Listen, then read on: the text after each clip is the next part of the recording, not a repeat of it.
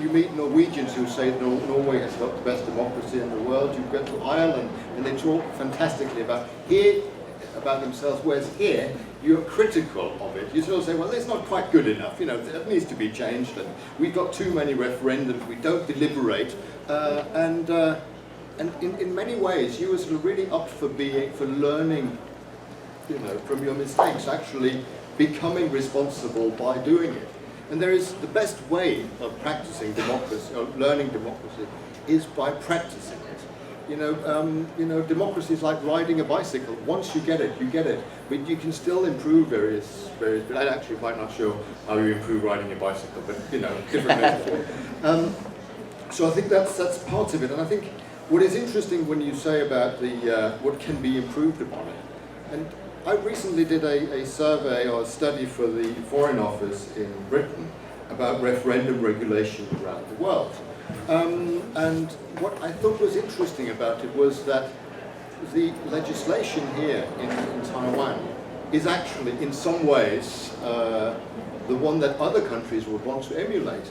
Now, there is a threshold, but that was changed, and then you actually learn by doing it. Now, if it's lower than 25%, it's void, which strikes me as being just about right. Like 50% is too much. For all the referendums that have been held in Lithuania, for example, fell because of the threshold.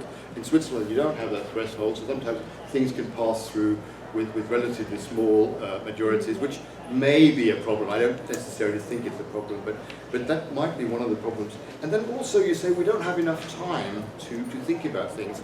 Well, I live in on a small island like you do. The small island I live on is called the United Kingdom.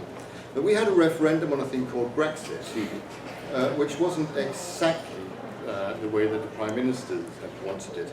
And the problem is that we had 6 months of debating this particular deal. In Scotland, we had 6 months of debating whether Scotland should become an independent country.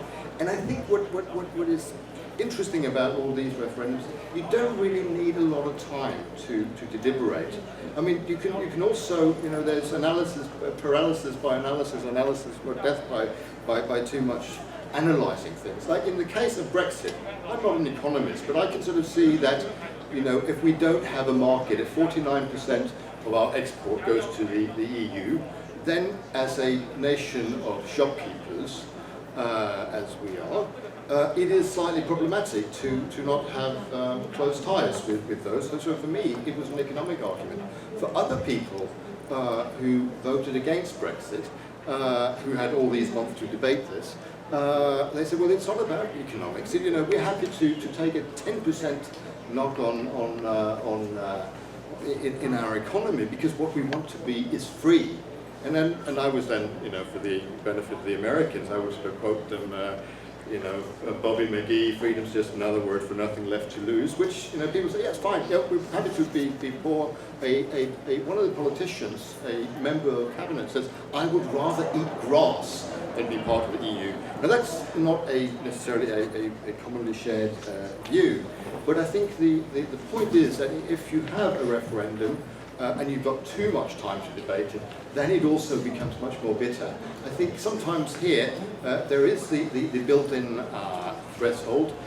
There is also, in some ways, you talk about the consultative nature of it, and that can be a problem. I think in New Zealand, for example, all referendums have basically been declared, or the politicians have not acted at all upon them because they just say this is a silly idea, we're not going to be bothered. I think this one actually hits it relatively sort of square on, because in your country there is the possibility that the politicians in extremis can go in and say, wait a minute, are you absolutely sure about this?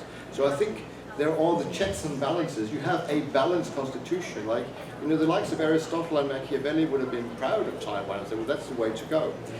So I've been babbling on for too long, which is what I tend to do. But I think I'd just sort of like to end it on a note that I heard in Hong Kong. About 5 years ago, I was asked by the democratic opposition in Hong Kong to come and advise them on direct democracy.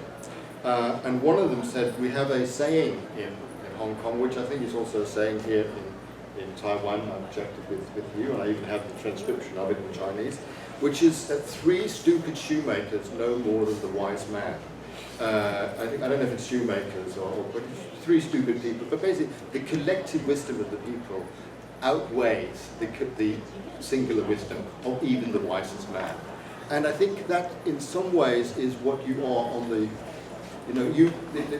whether it's stupid shoemakers or not, the collective wisdom of all people may not be detailed knowledge, but they would actually have an understanding of where things go wrong. And I think as a corrective mechanism, I think the question is not really what Taiwan can learn from other people. I think it is what other people can learn from Taiwan. And therefore, the way to look for direct democracy, look for democracy, is to look east, to look at the Republic of China, where they are democratic as opposed to the other place in the West. Thank you.